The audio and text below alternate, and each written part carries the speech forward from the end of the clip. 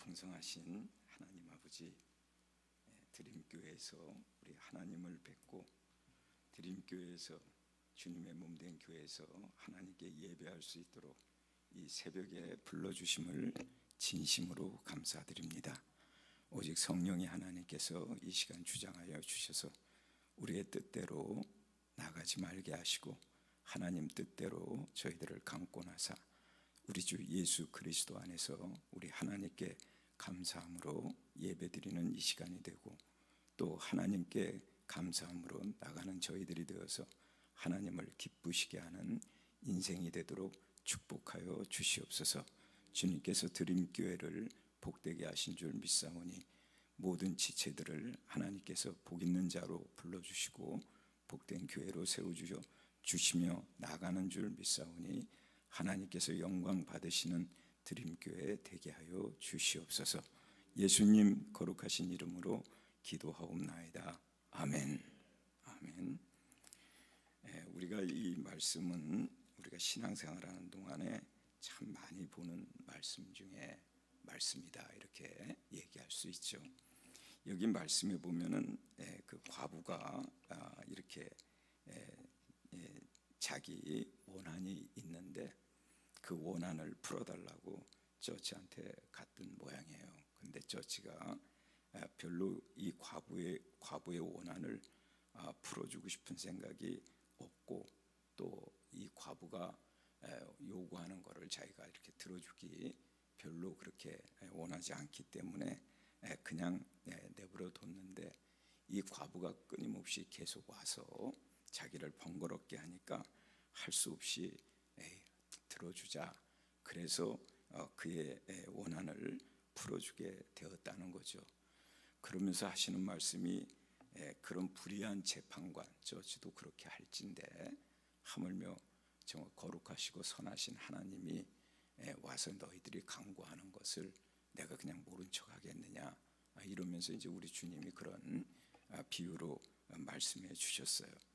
근데 이 성경을 이렇게 보다 보면은 성경의 가장 특징이 뭐겠습니까? 성경은 우리에게 이렇게 보여주면서 참 살고자 하는 사람들은 기도하는 사람들이고 또 꼭 뭐 이루겠다는 게 아니라 정말 내가 생명을 얻고자 한다면 하나님께 기도하는 사람들이 그렇게 전부가 다 그렇지 않아요. 이게 성경의 전체를 이렇게 보면은 기도는 정말 말 그대로 생명이다라는 거죠. 그래서 우리가 기도한다는 게 참 너무 중요하다는 것을 모르는 사람은 없을 것 같아요.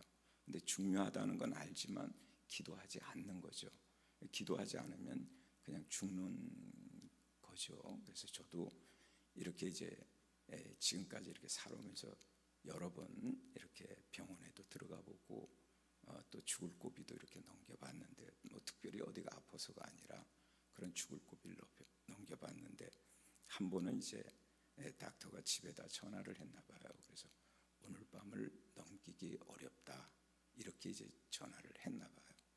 그러니까 이제 그 얘기를 듣고 그 전화를 이제 저희 큰아이가 받았는데 큰아이가 그 전화를 받고는 닥터한테 그럼 어떻게 하면 좋겠느냐 하고 닥터가 물으니까 오늘 마지막으로 한 번만 더 이 사람을 엎어 놓겠다. 엎어 놓고 만약에 호흡이 돌아오지 않으면 그러면 그냥 바로 세상을 떠나는 것이다. 이렇게 이제 여기서 마지막 한 번 다른 방법도 아니고 엎어 놓는다는 거예요. 엎어 놓는다. 이 지금 이렇게 누워 있는 사람을 뒤집어 놓는다는 거죠. 뒤집어 놓으면 이제 어깨가 쭉 벌어지니까 호흡이 이제 조금 더 나을 수 있지만 그것처럼 위험한 게 이제 없는 거죠. 그래서 이제 그렇게 얘기하니까 뭐 그 의학적 상식은 뭐 우리 큰아이가 있는 게 아니니까 닥터가 그러니까 그러면 죽을 때 죽더라도 한번 그렇게 닥터가 생각하는 대로 엎어놓으라고 그랬다고 그래요. 그래서 이제 엎어놨더니 호흡이 이제 돌아와가지고 그래서 이제 살았다 그런 얘기를 퇴원을 해서 제가 이제 듣게 됐죠. 이제 생각해 보면 사람에게 이제 숨이 멈추면 호흡이 끊어지면 죽는 거 아니겠습니까? 그죠? 지금도 강제로 이렇게 호흡기를 끼고 그냥 강제로 이렇게 호흡을 하게 하는 사람도 있고, 또 우리가 들어보면 어떤 사람은 뭐 몇 년 동안 그러고 있다가 깨어난 사람도 있고요. 어떤 사람은 뭐 며칠 만에 깨어난 사람도 있다고 그래요. 그러니까 이 호흡기를 강제적으로 이렇게 띈다는 건 진짜 그건 굉장히 어려운 결정이겠죠, 그죠? 근데 이제 세상은 이렇게 그런 것에 대해서 그렇게 생각하지 않는 거죠. 왜냐하면 많은 돈이 들고 또 귀찮은 일이니까 그렇게들 하잖아요. 그래서 우리가 이제 보통 보면은 성경을 전체 이렇게 읽다 보면은 성경 안에 이 기도가 이게 호흡이라는 걸 알게 되잖아요. 그러니까 그 기도라는 게 굉장히 중요하다는 거예요. 그러니까 기도하지 않으면 죽은 거죠. 죽은 거. 기도하지 않으면 호흡이 멈춘 것이다. 그렇기 때문에 이제 기도한다는 게 너무너무 이제 소중하고, 기도한다는 게 참 중요하다는 걸 우리가 모르는 바가 아닌데도 기도들 안 하잖아요. 그죠? 기도하면 사는 건데. 그래서 이제 성경에서 우리가 뭐 기도가 영혼의 호흡이라고 그러잖아요. 근데 영혼의 호흡이라는 단어가 없어요, 사실은. 근데 이제 단지 데살로니가전서 5장에 나오는 대로 항상 기도하라, 쉬지 말고 기도하라, 이렇게 이제 말씀이 나와 있잖아요. 그것처럼 말이죠. 그래서 항상 우리 몸에서 항상 뛰는 게 뭐겠습니까? 심장이 아닙니까? 그리고 그게 호흡 아닙니까?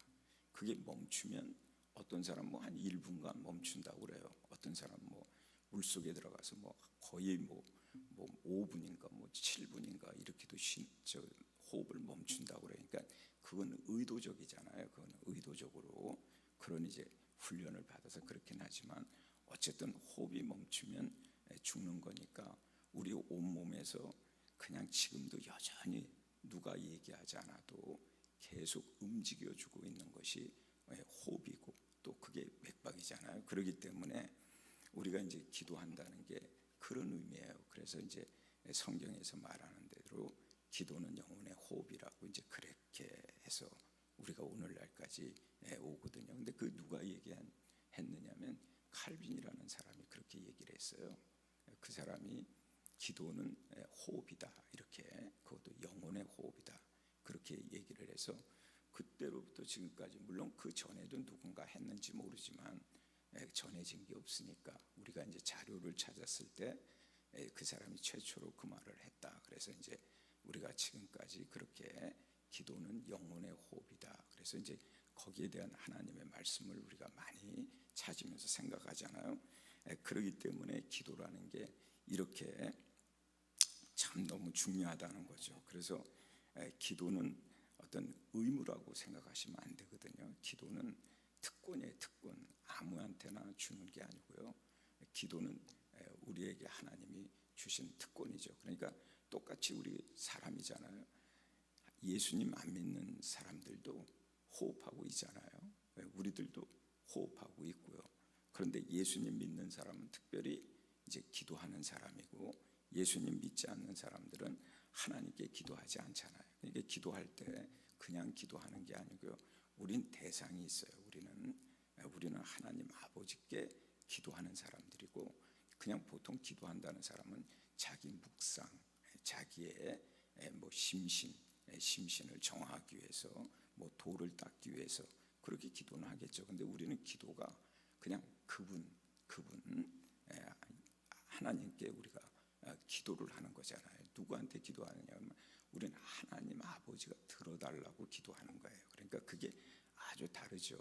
하나님 아버지가 들어주시는 기도, 하나님 아버지께 우리가 기도하고 하나님 계신 곳에서 기도하고, 그래서 이제 성경에 보면은 교회가 만민이 기도하는 집이라고 그러잖아요. 그러니까 기도할 땐 집에서 기도하는 게 아니고요. 그 기도하는 게 아니라고 그래서 필요 없다는 뜻은 아닙니다만은 아주 기도의 장소를 이렇게 우리 예수님이 정하여 주셨어요. 물론 그건 이사야서에도 그대로 나오죠. 그래서 우리가 기도할 때 만민이 기도하는 집이라고 하는 교회 나가서 기도한다는 거 아주 중요하단 말이죠. 그렇게 우리에게 기도를 그렇게 말씀해 주시고 있어요. 그래서 성경에 보면은 뭐 한나처럼 기도해라, 히스기야처럼 기도해라, 사무엘처럼 기도해라. 그 이제 다 특징이 있잖아요. 사무엘처럼 기도한다는 건 기도를 쉬면 죄라고 그랬거든요. 그러니까 사무엘처럼 기도한다는 건 항상 기도해야 된다는 거잖아요. 그죠? 또 히스기야는 왜 기도했습니까? 그거는 아니 선지자가 이사야 선지자가 너 이제 집 정리해라. 그리고 마지막 그 유서 써놓고 너 이제 그 가야 된다. 그 죽는다는 거잖아요. 그 얘기를 듣고는 그리고 하나님 앞에 나가서 기도하잖아요. 그러니까 죽는다는 소리를 듣고 그리고 이제 하나님 앞에 나가서 기도하잖아요. 살려고 기도했죠. 죽으려고 기도했겠습니까? 그죠? 그냥 사무엘도 보면은 왜 기도를 쉬는 죄를 범하지 않게 해달라고 그랬냐면 기도하지 않으면 나라가 무너지고 백성들이 피폐하게 되니까 지도자로서 또 선지자로서 당연히 기도해야 된다는 그런 마음으로 하나님 앞에 그렇게 기도했잖아요. 한나 보세요. 한나가 왜 기도했습니까? 한나가 기도한 이유는 아주 분인나 때문에 너무 괴롭거든요. 분인나가 없으면은 애기 없는 게 뭐가 그렇게 큰 문제겠어요. 그죠? 애기 없으면 어떻겠어요? 남편이 날 이렇게 사랑하는데 남편이 뭐라고 그럽니까? 아들 열보다도 내가 당신 곁에 있는 게 더 좋은 거 아니냐, 이렇게 얘기할 정도로 그 정도로 그 엘가나라는 남편이 그렇게 한나를 사랑했어요. 그래서 애기 없는 게 문제 안 될 수도 있었어요. 그런데 그 분인나라는 여자가 말이죠, 그 자기 남편 사이에서 아이를 낳아놓고는요, 이게 뭐 시간만 되면 자기를 헐떡하거든요. 그리고 뭐 교회 나가려고 그러면 너 뭐 애도 못 낳는 게 무슨 교회를 나가느냐, 이렇게 얘기하니까요, 이게 막 괴로움이 된 거예요. 분인나만 없으면요 한나가 기도하지 않는 사람이에요. 그 분인나 때문에 한나가 기도하잖아요. 너무 괴로우니까요. 그 괴로움이 남편이 준 것도 아닙니다. 자식 없는 것 때문에 그런 게 아니에요. 결과는 그렇지만 그러나 그 과정은 그게 아니에요. 분인나가 매일같이 정말 언제든지 결정적인 순간마다 그러니까 막 괴로워서 못 사는 거예요. 그래서 그 대낮에 성전에 나가서 기도하지 않습니까? 왜 기도했습니까? 애달라고 기도합니까? 살려고.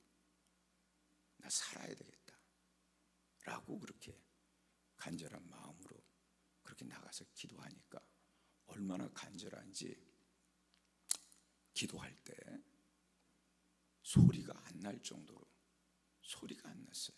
무슨 통성으로 기도한 게 아니고요, 너무 간절하니까 입만 움직이니까 이거를 글쎄 당시에 최고의 담임 목사 아닙니까? 이 담임 목사가 누굽니까? 엘리 담임 목사 아닙니까? 이 담임 목사님이 딱 보니까 대낮부터 와서 저 여자가 술 취해가지고 입만 벌리고 소리가 안 날 정도로, 그러니까 말이죠, 그걸 그랬어요. 근데 그때 당시에 그 담임 목사님이 영적으로 굉장히 어두웠어요. 그래서 앞이 잘 보이지 않을 정도라고 성경은 그렇게 말씀하고 있잖아요. 그래가지고 그 한나가 그렇게 기도를 한 거죠. 그러면서 이제 한나가 그렇게 기도를 하는데 자식을 얻는 게 내가 사는 거예요. 내가 아기를 갖는 게 내가 사는 길이란 말이죠. 그러니까 생각해 보세요. 지금 성경에 나오는 이 과부도 이 원한을 우리는 항상 보면은 성경을 볼 때마다 이 여자가 원한을 이거 갚아달라고 그러는데 이 원한이 있는 한 난 죽는 거예요. 사는 게 아니라는 거죠. 그렇기 때문에 원한을 갚아달라고 하는 거지, 기도를 통해서 원한을 해결해 달라고 하는 게 아니라 살려고 이렇게 하나님께 기도하는 이런 여인을 보지 않습니까? 그러니까 성경은 우리가 보면 볼수록 다 기도하는 사람은 살려고 기도하는 거예요. 그러니까 우리가 지금도 신앙생활하면서 이렇게 걱정거리가 있고 염려가 있고 또 어려운 문제가 있고 그러면 그냥 죽어버리면 간단한 건데 죽을 수는 없는 거고, 그죠? 죽는 게 뭐 어디 그렇게 쉽습니까? 그런데 다들 보면은 지금도 그렇게 뭐 아픈 분들, 이런 분들이 간증하는 걸 들어보면 놀랍죠. 뭐 지금 21세기에 지금 뭐 어마어마한 그런 우리 시대적 상황을 볼 때 이 기도가 과연 그 정도의 능력이 있을까 할 만큼 그런 놀라운 역사가 지금도 계속되고 있잖아요. 아니 여러분 생각해 보세요. 교회가 기도하지 않으면 교회가 아닌 거잖아요, 그죠? 교회는 기도하지 않으면 죽은 교회라고 합니다. 죽은 교회. 교회에서 기도 소리 들리지 않으면요 죽은 교회예요, 죽은 교회. 아무리 어떤 거를 얘기해도 기도하지 않는 교회는 죽은 교회듯이 기도하지 않는 성도는 죽은 거예요. 그 죽은 교회가 어떻게 회복되려면요 기도를 해야 돼요. 근데 기도가 어떤 뜻이죠? 기도는 자연스럽게 하는 게 아니고요 강권이에요. 기도는요 이게 하나님의 강권으로 기도가 되는 거니까 여러분 기도에서 늘 기도하시는 분이야 그럴 필요 없지만 기도 안 하는 사람은 어떻게 해서 기도를 일으키는가요? 여러분 아시겠지만 우리가 호흡이 멈추면 하는 방법이 이 주먹으로요 가슴으로요 그냥 의사들이 막 내려칩니다. 가슴으로요. 그래서 호흡이 열리도록 충격을 줘가지고 심장을 뛰게 하고 호흡이 터지게 만들고, 그렇지 않으면 전기로 된 충격기가 있어요. 그걸로 그냥 가슴에다 대고 그냥 샷 시키면은 몸이 펑펑 뜨죠. 그 정도로 해가지고 하는 거니까 기도 안 하는 성도들, 죽은 성도들을 어떻게 회복시키느냐? 기도를 강권해야 되는 거예요. 기도를 강권하지 않으면 기도를 할 수가 없어요. 기도할 때까지 기다리다간 죽어요. 길거리에서 심장마비로 쓰러진 분들, 호흡이 멈춘 분들, 뭐 여러 가지 이유로 쓰러진 분들 보면 달려가서 뭘 합니까? 강제 호흡을 시키지 않습니까? 호흡이 돌아올 때까지 거기에 앉아서 주여 주여 그러는 바보가 어디 있습니까? 그런 사람 없어요. 신앙생활에 우리가 회복이라고 하는 말은 기도가 살아나야 되는데 기도를 살아나려면 강권해야 돼요. 그래서 하나님은 목사님들에게 영권을 주셨잖아요. 강권을 주셨어요. 강권. 그 중에 하나가 기도하라 이렇게 돼 있어요. 기도합시다가 아니라요 기도하라 그렇게 돼 있어요. 그래서 기도하지 않는 백성들, 성도들 보면 기도시키는 게 너무 당연한 일이에요. 그거 안 하면요, 그거 안 시키면 교회에서 돌들이 구르는 소리가 나게 돼 있어요. 돌들이 구른다는 게 뭡니까? 시끄러운 소리가 난다. 잡음이 일어난다. 말도 안 되는 소리가 교회에서 나오게 돼 있다. 그렇게 우리 주님이 말씀하셨어요. 그래서 여러분들이 참 이렇게 기도를 그렇게 중요하다는 걸 알아야 되니까 기도는 그냥 의무가 아니라 필수예요. 필수. 이건 그냥 안 하면 우린 죽는 거예요. 죽는 거. 그래서 이제 기도가 성경을 전부를 이렇게 창세기부터 요한계시록까지 다 연구한 칼빈이라는 사람이 기도는 영혼의 호흡이다. 기도 안 하면 죽은 거다. 영이 죽은 거다. 영적으로 죽은 거다. 겉에는 살아서 똑같이 돌아다니고 숨쉬고 하는 것 같지만 그건 동물들도 다 한다. 그래서 사람을 동물에다 연결을 해놨어요. 동물들 봐라. 다 호흡하지 않냐? 근데 그 호흡만 호흡이 아니다. 그래서 다 이렇게 다니면 육신으로 사는 인생들, 그냥 그걸 동물 같은 삶이라는 거죠.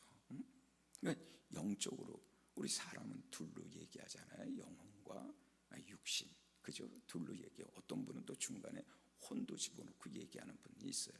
뭐 틀렸다 맞았다가 중요한 게 아니라 어쨌든 그렇게 두 가지가 있는데, 그런데 아니 우리가 그냥 사는 게 기도를 안 하면 동물처럼 사는 거와 똑같다는 거예요. 동물처럼. 왜냐하면 우리 사람은 하나님이 코에다가 호흡을 주셨잖아요. 그죠? 생명을 주셨어요. 그렇기 때문에 우리는 그렇게 하나님이 주신 영혼의 호흡을 해야 되는 거죠. 하나님이 6일째 되는 날 사람을 지으셨잖아요. 6일째 되는 날 동물도 같이 졌어요.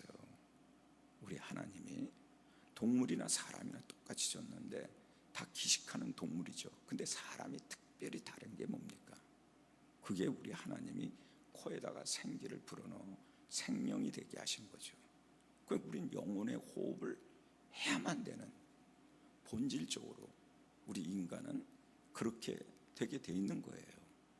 그렇기 때문에 영혼의 호흡을 하지 않으면 동물로 취급하시는 거예요. 성경은 동물, 그 육적인 삶이란 말이 참 좋은 말이지만 보면은 그 동물이에요. 동물.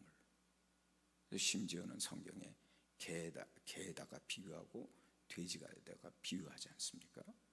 똑같잖아요. 그죠?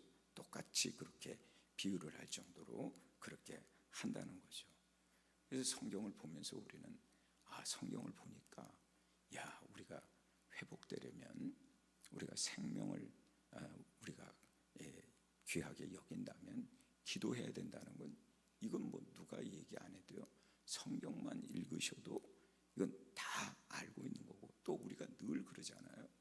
기도하는 교회는 부흥하고 기도 없는 교회는 제 아무리 프로그램이 좋고 뭐 여러 가지 그런 이벤트를 잘한다 할지라도 결코 커지면 커질수록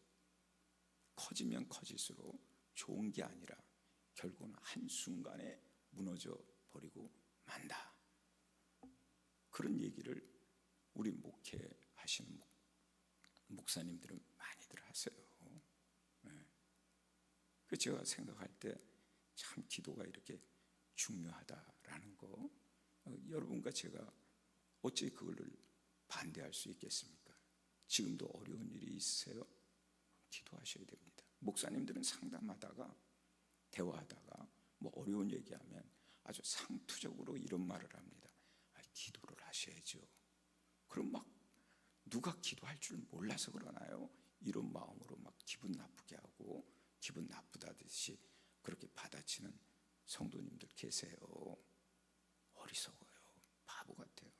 여러분, 기도가 정답이라는 걸 왜 몰라? 신앙생활에서 기도하라는 말처럼 이것처럼 확실하고 분명한 정답이 어디 있습니까? 정말 NSK 중에서 이보다 더한 정답이 어디 있습니까? 그래서 목사님들은 뭐 대화하다가 어려운 일 딱 부딪히거나 그러면 기도하자고 그래요. 목사님들끼리도 모이면 우리 기도합시다. 그렇게 얘기합니다. 기도 없는 단체, 기도 없는 구제사업, 기도 없는 선교 다 끝장이에요. 다 죽게 돼 있습니다. 안 되게 돼 있어요. 그렇기 때문에 기도가 그렇게 우리에게 있어서는 생명이라는 거 알게 되죠. 여러분, 칼은 정말 날선 칼이 쓸 수 있잖아요. 그죠? 날선 칼이라는 건 그냥 말 그대로 한번 이렇게 탁 때려치면 스매싱하게 그렇게 쳐지는 칼이 있는데, 그런 칼에다가 여러분 무딘 칼을 보세요. 칼날이 서 있지 않아요. 그런 칼로 하면요 아주 뭐 아무것도 얻을 수 없을 정도로 다 망가지는 거 아니겠습니까? 그래서 무딘 칼은 더 해로워요. 날선 칼이 오히려 상처를 줄이고 필요한 부분을 오려내고 또한 도륙하는 데 있어서 더 중요한 것처럼, 그래서 우리가 생각해보면 칼을 잘 날을 세워야, 그래서 성경에는 기도를요 그 칼이라고 그래. 칼, 그것도 양쪽으로 날이 나 있답니다. 어느 쪽으로 찔르든 그리고 오리든 양쪽에 날선 칼로 우리를 찌르는 것 같은 그런 칼이라고 그랬습니다. 여러분, 길에도요 진짜 길이 있고요 가짜 길이 있습니다. 여러분은 진짜 길을 갈 겁니까? 가짜 길을 갈 겁니까? 또 우리가 보면 집인데도요 편리한 집이 있는가 하면요 아주 불편한 집이 있습니다. 집도 그래요. 우리가 살아가는 데 있어서 사람을 보면요 쓸모있는 사람이 있고요 쓸모없는 사람이 있어요. 우리가 생명이란 관점에서 보면 이런 말 함부로 해서는 안 되겠죠, 그죠? 쓸모없는 사람은 그럼 버려야 되느냐, 그런 뜻이 아니라 우리가 결과론적으로 보면 쓸모없는 사람도 있어요. 쓸모있는 사람도 있잖아요, 그죠? 우리가 신앙생활하면서 그런 것들을 발견하게 되지 않습니까? 그러니까 누구나 다 신앙생활하면서 쓸모있는 사람, 하나님께 어떻게 하면 쓰임받을까? 하나님이 외면하는 사람이 될까? 하나님이 참 필요한 사람이 될까? 하나님께 필요한 사람이 될까? 이거 우리들이 신앙생활하면서 늘 숙고해야 될 그런 주제 중에 하나인 것입니다.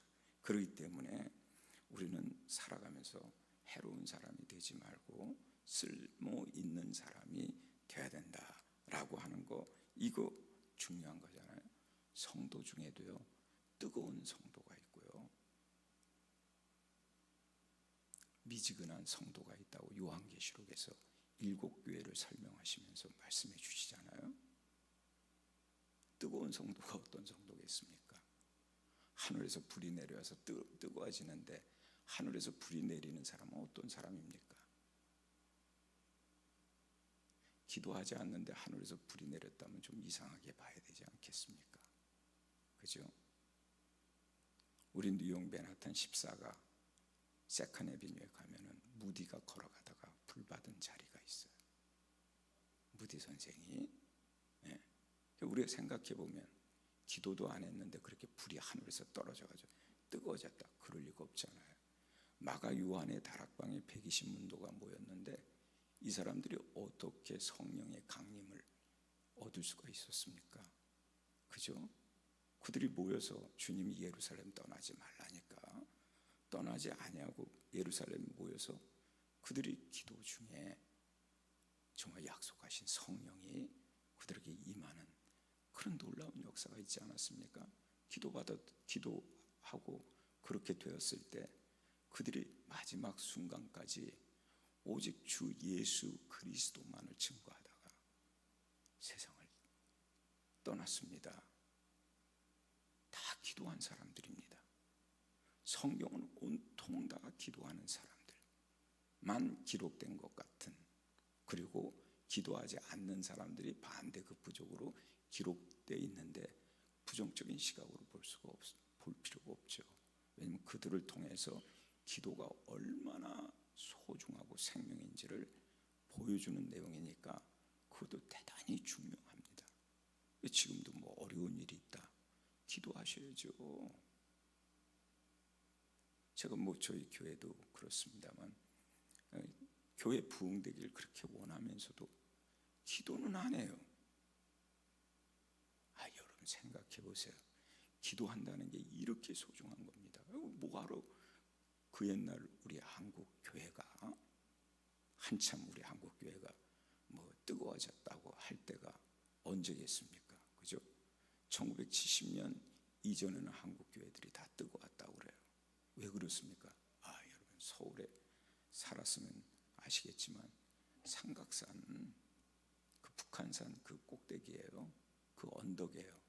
국민대학교가 들어서기 전에 거기 국민대학교가 있습니다. 그 대학이 막 짓기도 전에, 그리고 짓고 난 다음에도 그랬습니다만 그 산등성에 새까맣게 붙어 있었습니다.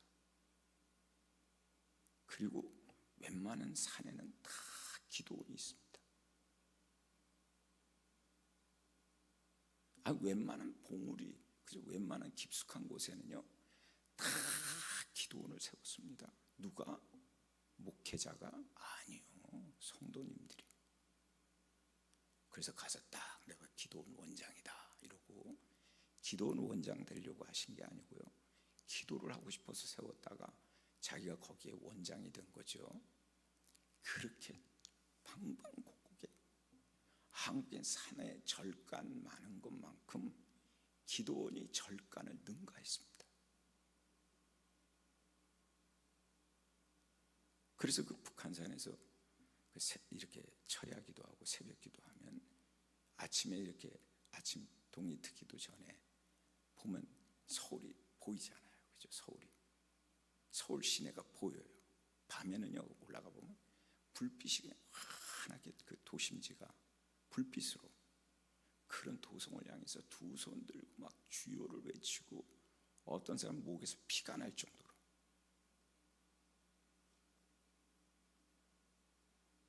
그런데 그게 점점 말이죠, 국민대학교 딱 들었으더니 그 동네가 평창동인데, 평창동의 집들이, 부자들이 거기 들어와서 살기 시작하면서 집들이 전부 저택으로 들어서는 거예요.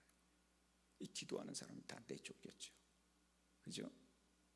뭐 내쫓기기도 했지만 사실은 기도를 이제 점점 안 하게 되니까 그 자리가 전부 부자들의 보금자리로 바뀌었어요. 그래도 저는 그 자리가 미신적이긴 하지만 그렇게 기도하던 자리에 부자들만 와서 살잖아요. 지금도 평창동 잘 모르겠습니다만 부자들이 사는 거예요. 제가 그 동네 산 사람은 아니지만 서울 출생이니까 서울에 살면서 늘 이제 이렇게 아버지가 뭐 얘기하고 그러면 해화동, 평창동 거기다 집 짓고 살자고 그랬을 정도로 아주 기도하는 자리에 그런 것들이 들었으면서 기도하는 사람들이 다 나가게 된 거죠. 그죠? 그래가지고 우리 한국은요, 지금은 기도원이 없습니다. 한국은요, 기도라는 말 안 써요. 기도원이라고 그러면 너무나 보링했어요. 그리고 너무 유치해가지고요, 전부 센터로 다 바꿨습니다. 수양관으로 다 바꿨어요. 기도라는 말을 싫어해.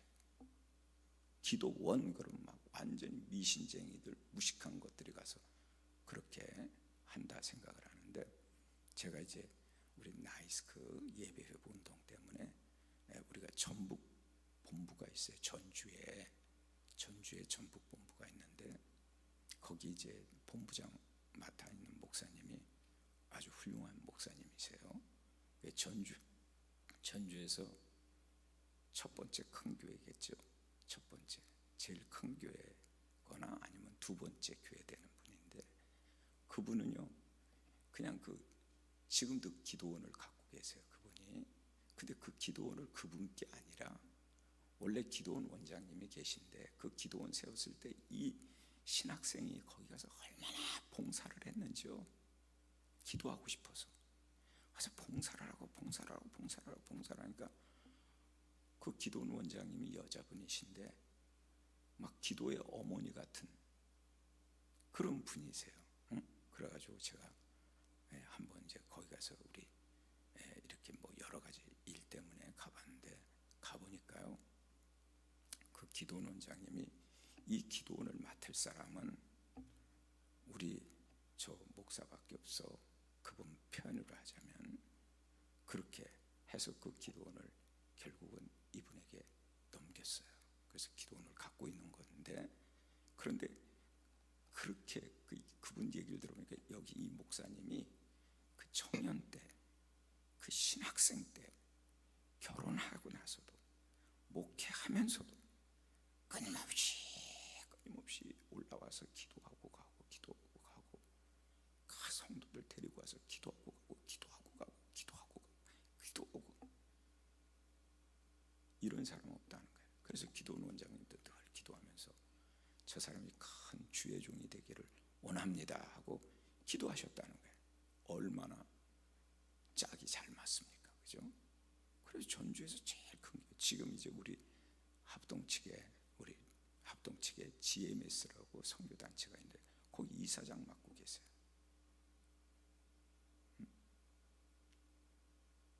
기도하시는 분들은요, 교회가 다 커요. 저는 교회가 뭐 뉴욕에 있지만 교회 작습니다. 우리 교회가 뭐 한 2만 정도밖에 안 하는데 작아요. 그래서 제가 그런 걸 보면은 그분들처럼 기도에 목을 매지 않았어요. 왜? 기도가 생명이니까. 기도 안 하면 난 죽는다. 기도 안 하면 난 죽었다. 그러니까 막 기도하면, 여러분 다른 말 들어도 그런 거는요, 본질에서 벗어난 거예요. 하여간 교회는요, 우리 신앙생활은요, 기도가 없으면 끝난 거예요. 더 말할 게 없어요. 교회 와서 뭐 봉사하는 거 있잖아요. 뭐 카페트도 청소하고, 뭐 강단도 뭐 하고, 뭐 인테리어도 꾸미고. 기도 안 하는 집사 나중에 뭐라 그러는 줄 아세요? 목사님 섭섭합니다. 제가 얼마나 헌신했는데. 아니에요, 여러분. 기도를 하면요, 순종이 됩니다. 기도 안 하는 사람이 순종하는 거는요, 대가를 바라고 있는 거예요.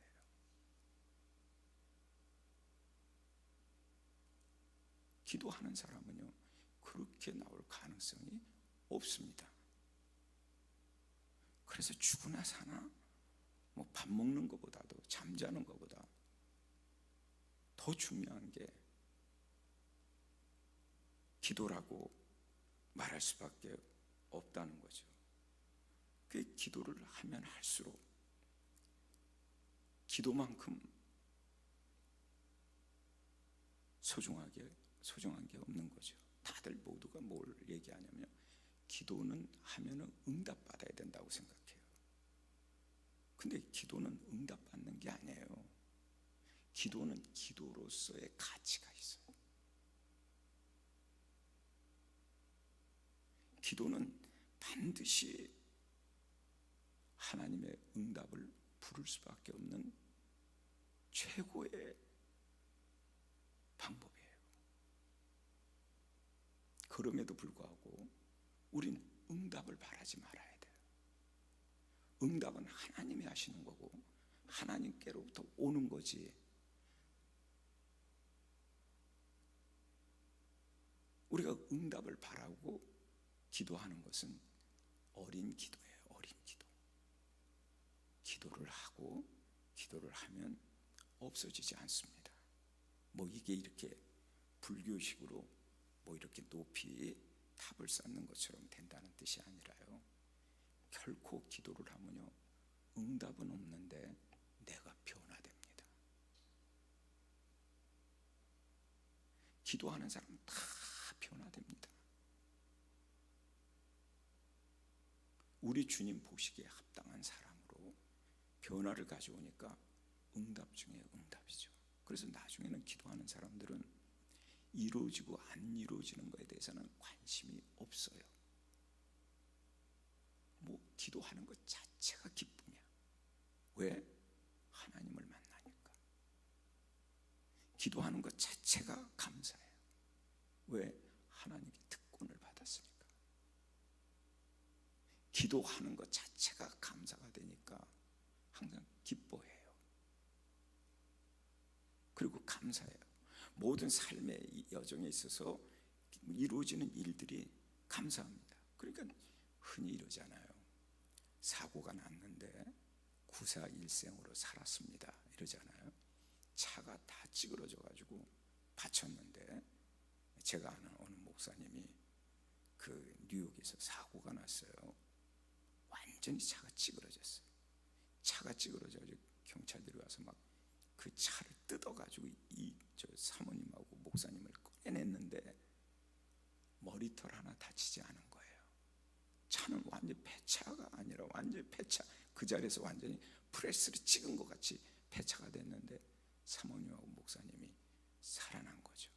근데 사고 나는 순간,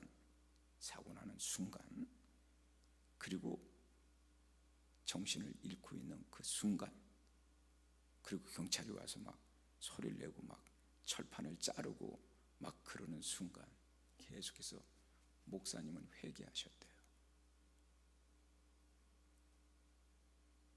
뭘 회개했느냐? 저기 저 뉴멕시코주 거기 조금 내려가면 진짜 멕시코잖아요.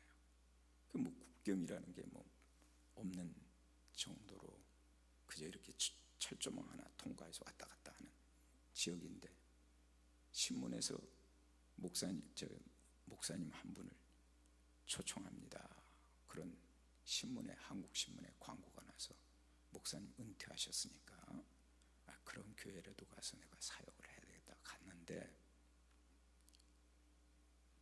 한 가정에다가 또 한 사람 4명이 있더랍니다. 4명 가서 기도하고 말씀 전하고, 그리고 속으로 여기는 내가 올 때가 아니구나 이렇게 생각하고 왔다는 거죠. 왜 그렇습니까? 그 4명, 어린아이 하나, 부부, 그 다음에 다른 사람 하나, 한국 사람이라고 그밖에 없는데 글쎄 거기서 목사님을 청빙하다니 말이죠. 그래가지고 우리 밥 먹을 때 숟가락 하나 더 넣으면 되니까 오셔서 우리를 인도해 주옵소서, 이런 마음으로 모시려고 했다는 거예요. 근데 가서 보고 너무 이건 아니다 싶어가지고 그냥 돌아왔는데, 돌아와서 그분들이 전화도 오고 이메일도 오고 오셨으면 좋겠다. 그래도 목사님이 기도해 보겠다고 피했답니다. 그런데 사고가 나니까 하나님이 거기로 가라고 하시는 거구나. 내가 피했더니 하나님이 이렇게 주고, 그 생각이 제일 먼저 나가지고 회개하느라고 철판을 뜯고 용접기로 쇠를 잘라내고 사람을 자기를 끄집어내는 거, 이런 거에 통증은 전혀 느끼지 못한 채 회개하느라고요. 회개 기도하느라고. 그래서 구세일생으로 살아 나오자마자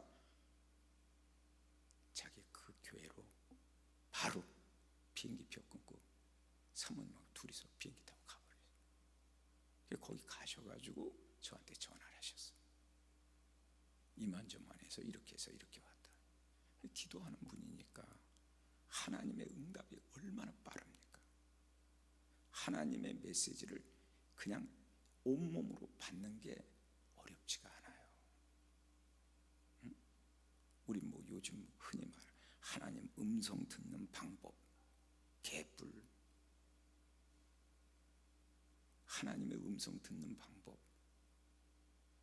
그렇게 해서 하나님 음성 듣는 게 아니잖아요.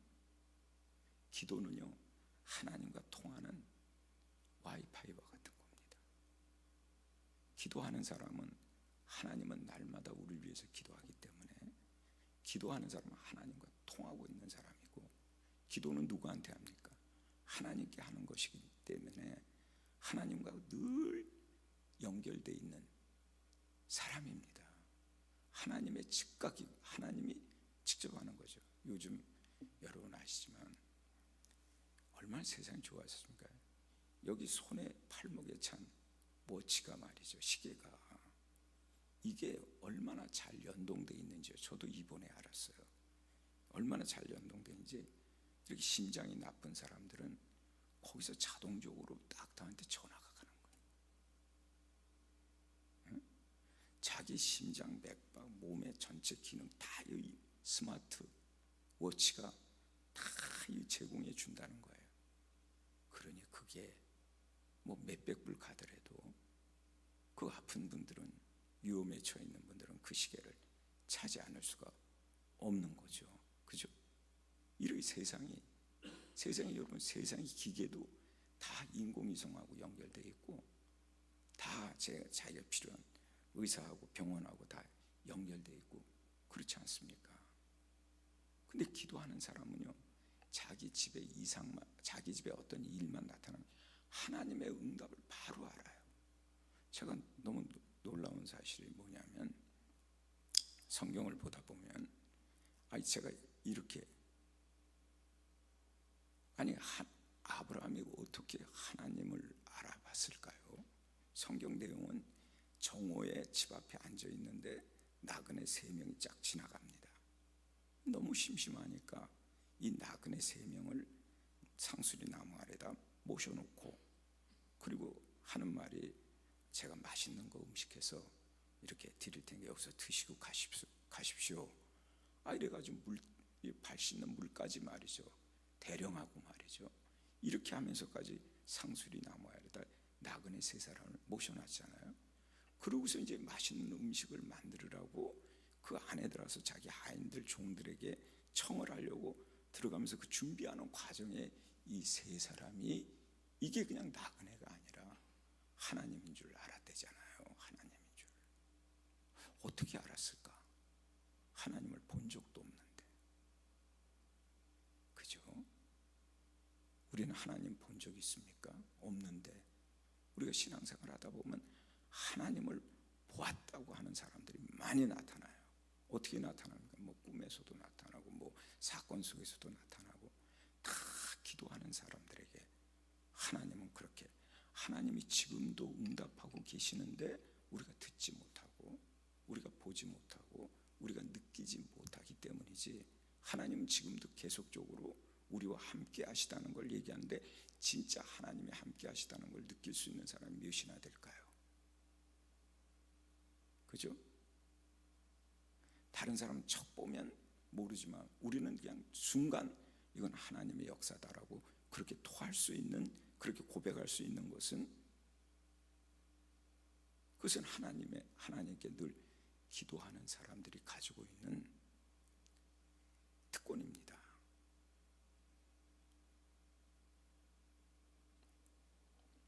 그렇기 때문에 우리는 항상 기도하는 것 자체가 기도의 어떤 대가나 응답을 바라지 말고 그냥 기도해야만 내가 산다. 기도가 꼭 자기가 이루고자 하는 것을 얻기 위해서 기도하는 게 아니고요, 기도라고 하는 것 자체가 이게 내가 사는 길이다 하는 걸로, 이게 이제 결정적으로 거기까지 깨달아져야 진짜 기도하는 사람이 되는 거죠. 응답만 받으려고 그러면 40일 작정 기도하고 난 다음에 응답이 없으면 아이고 시험 드는 사람 많습니다. 교회 안 나오는 사람 많아요. 그렇게 부르짖고 그렇게 두 손 들고 외치고 했는데도 왜 나는 하나님이 이런 걸 이루어주지 않으실까? 미추갱이 아니에요? 미친 거 아니에요? 그게 아니고요, 기도 자체가 이게 내가 사는 거예요. 이런 고도의 신앙을 가져야 돼요. 고도의 신앙. 이렇게 깊은 신앙을 가져야 되는 거죠. 그렇기 때문에 우리가 응답을 생각하는 것은, 우리가 초신자 때 우리가 신앙생활하면서 하나님께 응답 받으려고 우리가 엎드려 기도하는 거, 그 과정을 누구나 다 통과하지만, 그런 궁극적으로 가서는 기도가 이게 내가 사는 길이다라는 거를, 이거를 확실하게 우리가 깨달아야 되고 믿어야 되는 거죠. 그것을 우리가 딱 믿으면요, 그렇잖아요. 우리 한국말로는 믿음이라는 단어하고 마음이라는 단어가 따로 있는 것처럼 얘기를 해요. 근데 우리가 영어를 보세요. 우리가 이 히브리어를 보세요. 믿음과 마음은요 하나예요. 우리가 마음을 지켜야 된다는 게 뭐예요? 믿음을 지켜야 된다는 뜻이거든요. 그러니까 기도에 대해서 이런 믿음을 갖고 이걸 지켜야 된다는 거죠. 언제든지 아무리 하나님이 내가 구하는 걸 주시지 않더라도 난 기도해야 된다. 하나님이 더 좋은 기도를 통해서 더 좋은 거를 주실 줄로 믿고 기도해야 된다 라고 하는 게, 이게 너무 소중한 거죠. 우리가 결국 기도하는 사람에게 하나님이 주시는 게 뭐죠? 최고의 응답이잖아요. 뭐예요? 성령이잖아요. 성령. 우리 하나님이 그렇게 구하는 자에게 성령을 받으라고 하시잖아요.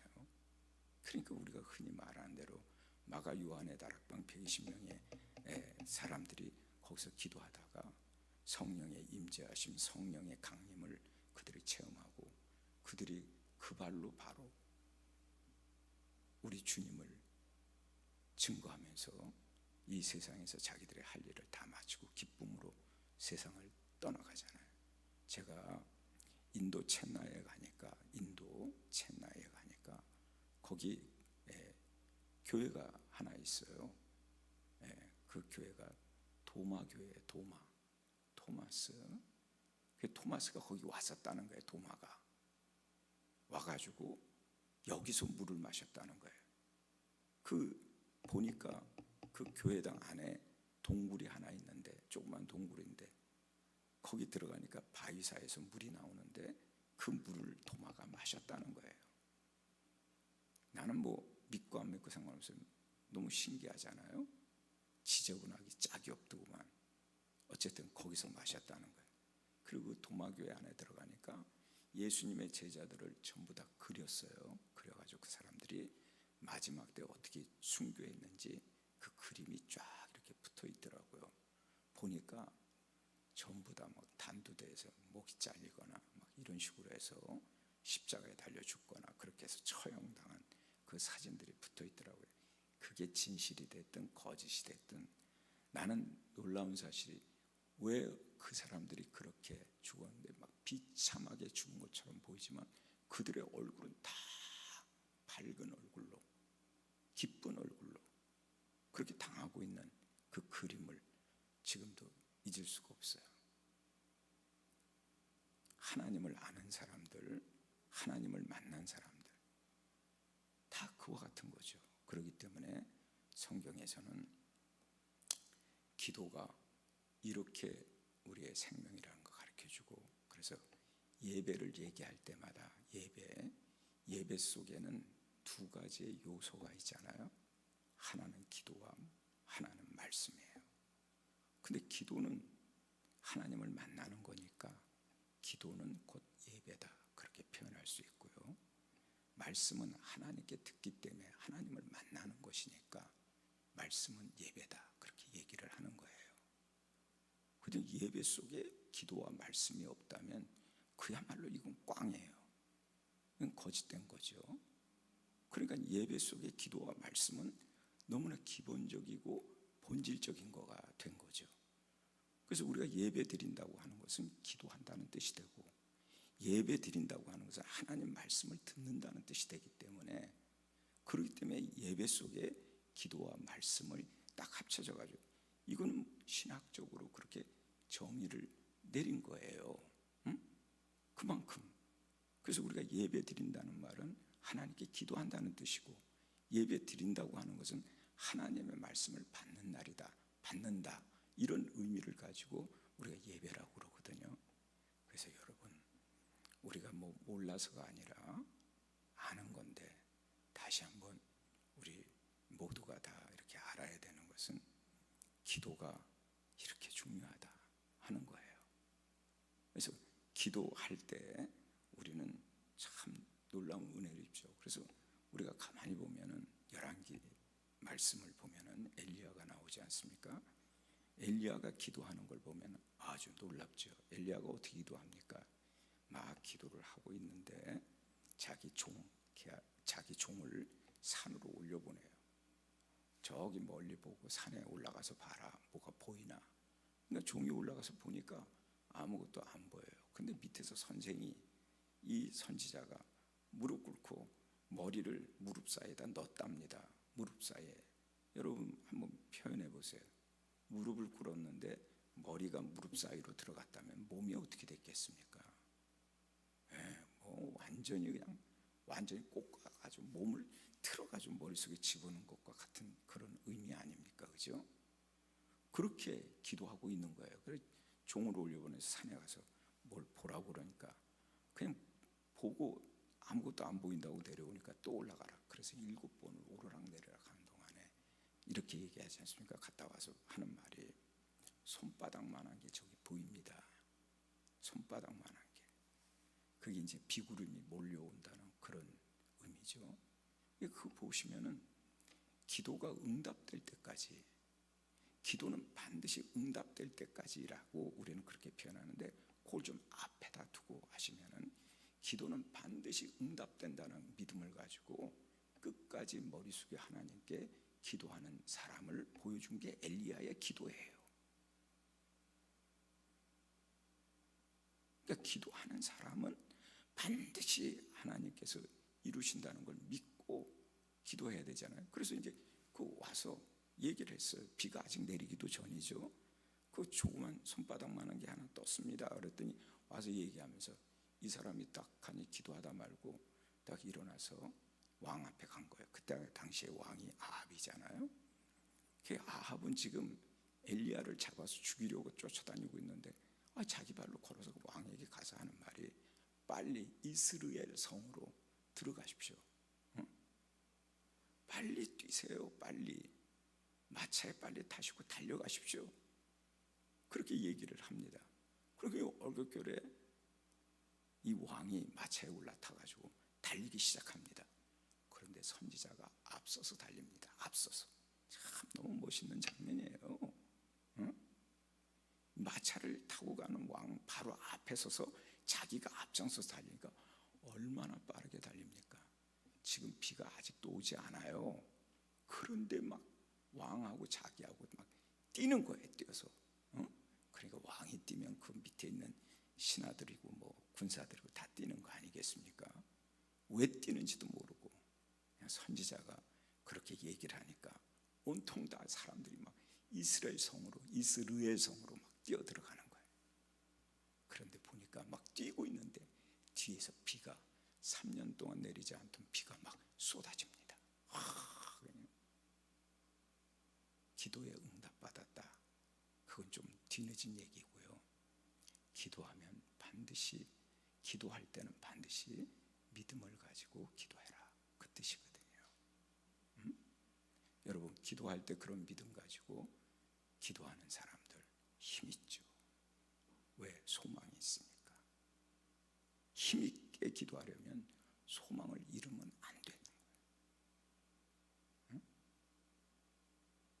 그래가지고 결국은 그 내리지 않던 비가 내려가지고, 그래서 신약 성경에서 사람의 성정을 가진 사람이 그렇게 하나님의 역사를 이루는 것을 표현해 주고 있지 않습니까? 사람인데 어떻게 그럴 수가 있나? 신약 성경은 그렇게 표현하고 있어요. 그런 것처럼 우리 그리스도인들은요, 저는 불교하고는 다른 거예요. 우리 뉴욕에는 모슬렘이 진짜 많이 살아요.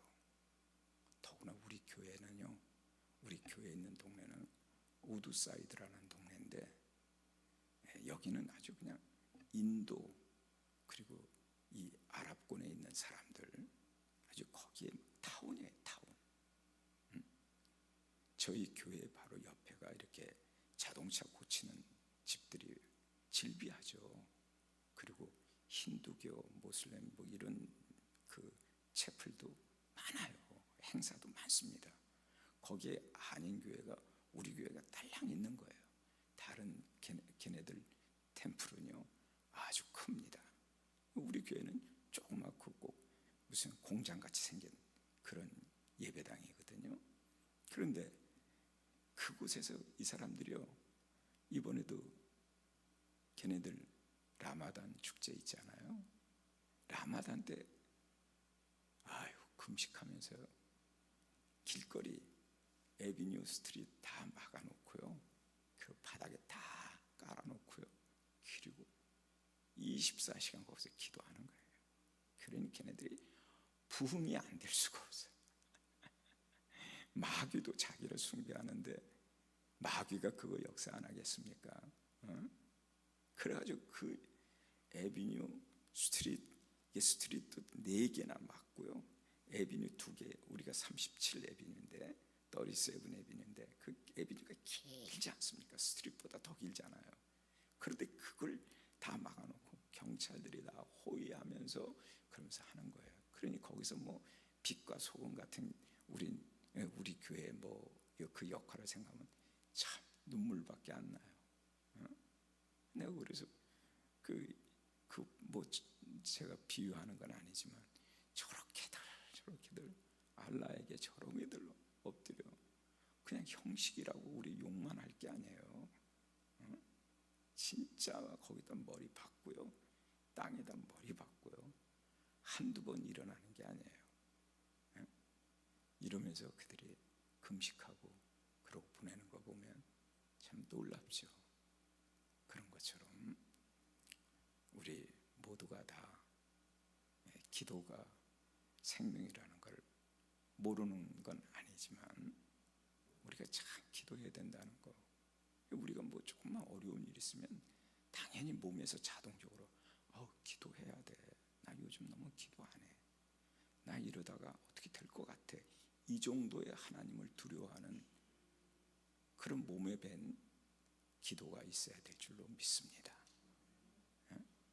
하나님께서는 기도하는 사람을 사랑하시죠. 그죠? 하나님께 구하는 사람을 사랑해요. 하나님은 우리가 하나님을 의지하기를 바라세요. 하나님은 도와줄 생각을 언제나 갖고 계시고 우리를 붙들어줄 생각을 갖고 있기 때문에 우리가 그냥 기도하면 하나님이 도와주시기를 바라지 않아도 하나님은 도와주시게 돼 있다는 걸 꼭 기억하고, 기도가 생명이다. 다 같이 한번 해보십시다. 기도가 생명이다. 기도하면 산다. 기도하면 회복된다. 꼭 기도하시는 여러분이 되시길 바랍니다. 기도하겠습니다.